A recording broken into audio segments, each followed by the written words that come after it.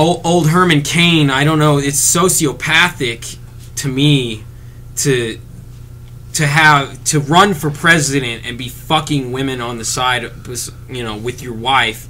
It's sociopathic to me to think that you can get away with that running for president. Kennedy handled his business, fucking whores, in the White House. Those were the days before cell phone, text message, records, internet, all, you know what I mean? And yeah, Marilyn Monroe got hers for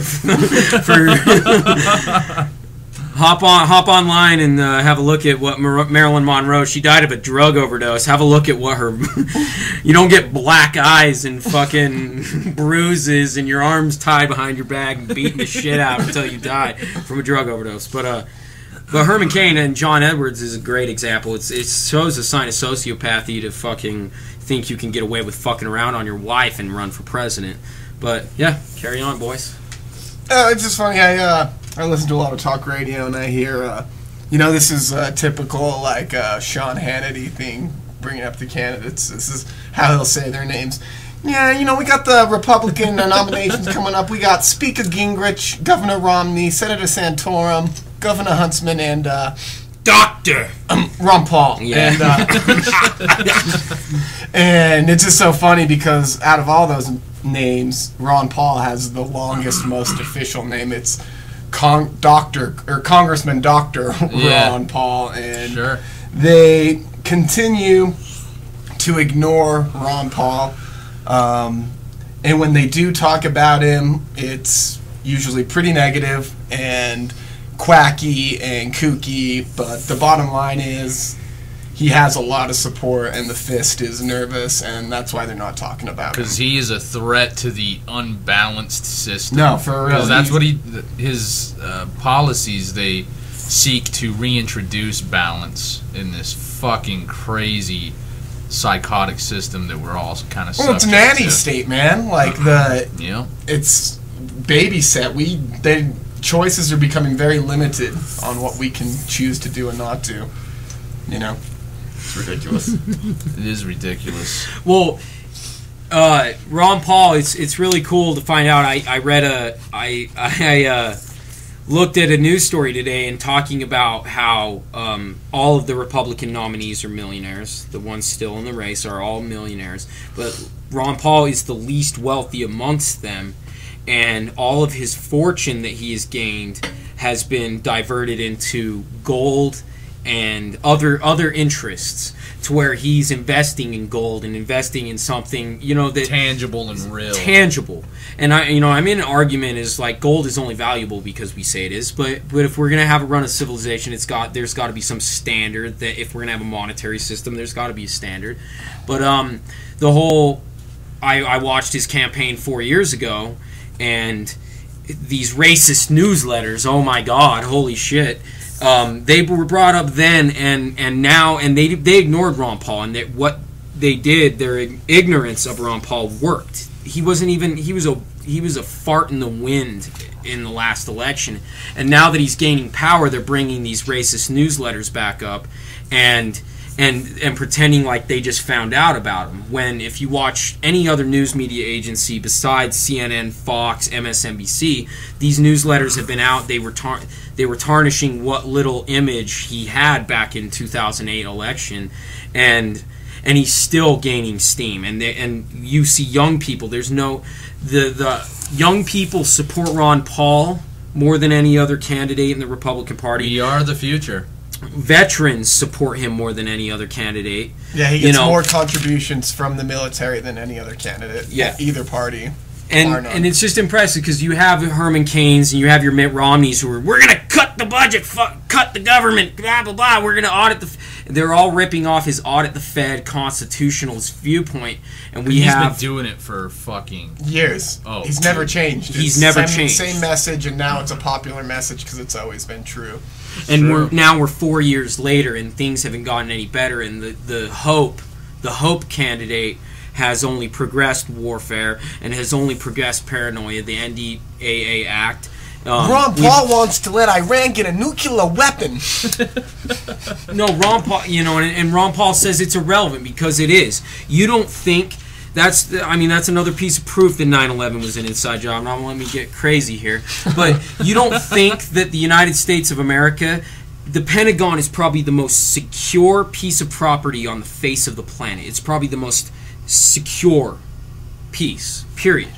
And we let a plane fly into it, and here's Ron Paul saying that we don't need to be afraid of Iran because we do have an infrastructure that if they even fucking whispered about nuking us, we could fucking knock them out. And that's proof about 9/11. How did the most secure piece of property on the face of the earth get hit with an airplane? 2 hours out from wherever it came from, and I don't know. So we can go on. But let's talk about Newt Gingrich. Let's talk about Mitt Romney for a second. I mean, you guys have any opinions? I mean, Mittens Romney, first of all. Mittens. Look into the dude. I think you'll find that he's a flip-floppy fucking lizard man. Lizard man is a good, yeah, for sure.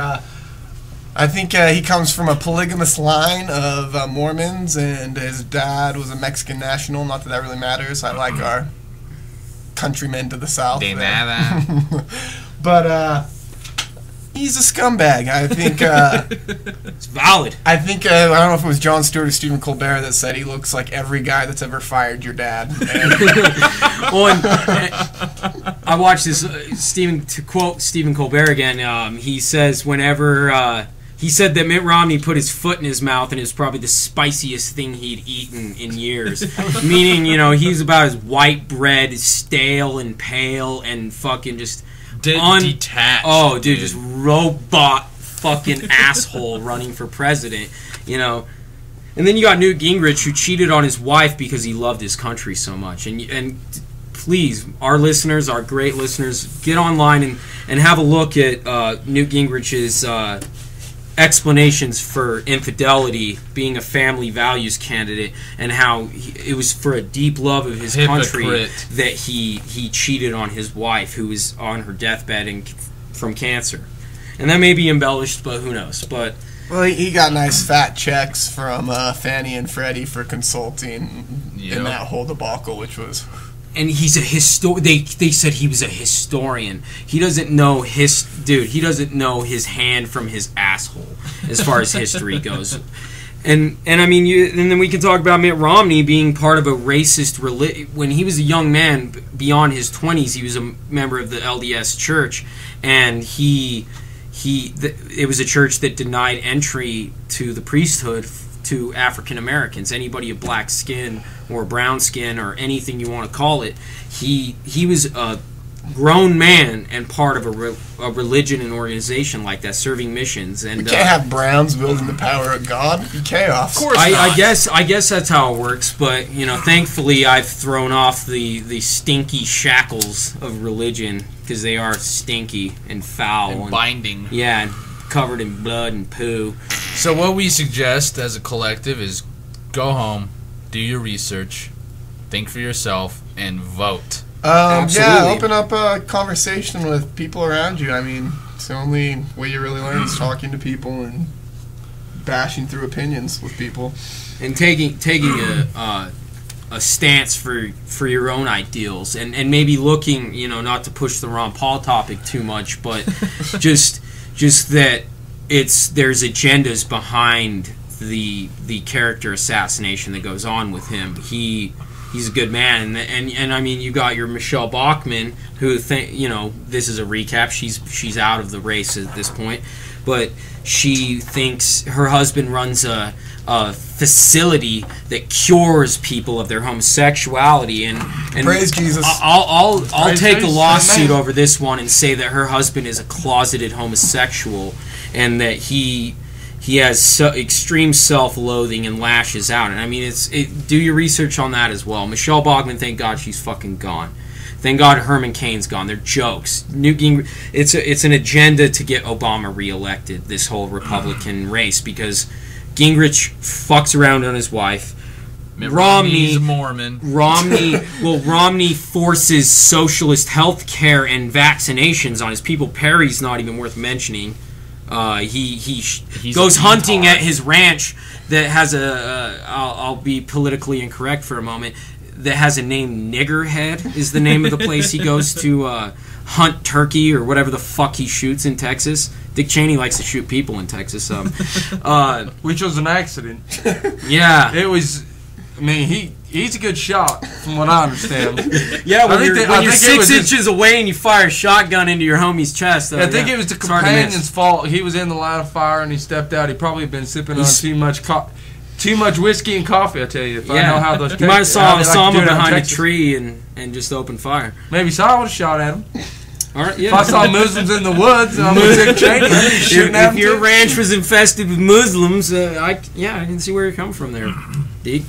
I bet he would vote. I mean, yeah, the Mormons, I wish that they didn't have as much swing as they got. This Romney fellow, he looks like you said, a guy who'd fire your dad. He looks exactly like a guy who fired my dad. And I don't identify with his face. It looks like He looks like Herman Munster to me. He looks like Herman Munster. Yeah, in bad lighting, he would look ghoulish. Cocksucker. He could look ghoulish in the morning or run down on the campaign trail. They're juicing him up with amphetamines, keeping the block going. Horse shit and amphetamines keep the candidate Anybody but Barack Obama in the next time. I mean, I don't know. It seems it's been dark days for America the last couple of years. I've been feeling it hit pretty bad. Ron Paul, yeah, he's all right. It's our last chance to get it right. Because if we don't get it right, dude, shame on us. We're fucked. That's we can't afford another 4 years of business as usual. No way. We can't. No way. Civil war. Well, and once the Walmart trucks stop rolling, your Americans will be running around with heads on sticks and fucking doing pagan rituals to get their macaroni and cheese and from their the sky. McNuggets. All right, but that's enough about the Republican nominations. They're a great, lively bunch, a circus of assholes. Gaddafi. Yeah, Gaddafi. We're on to Gaddafi here, and we already touched on him a little bit. Leader of Libya. Now, you got to remind me who Gaddafi is. Do you know how to spell that name? No, we've tried, dude. We've tried. It's spelled different ways and it's pronounced different ways. It's kind of strange. Can you give me an example? Ghadafi. See, on my paper here, it was handed to me. It's spelled Guadaf. No I. It's just Guadaf. Guadaf. So yeah. Oh no, that I is a little strange. He died. It looks like a semicolon. Yeah, exactly. So Mohandas K. Guadaf.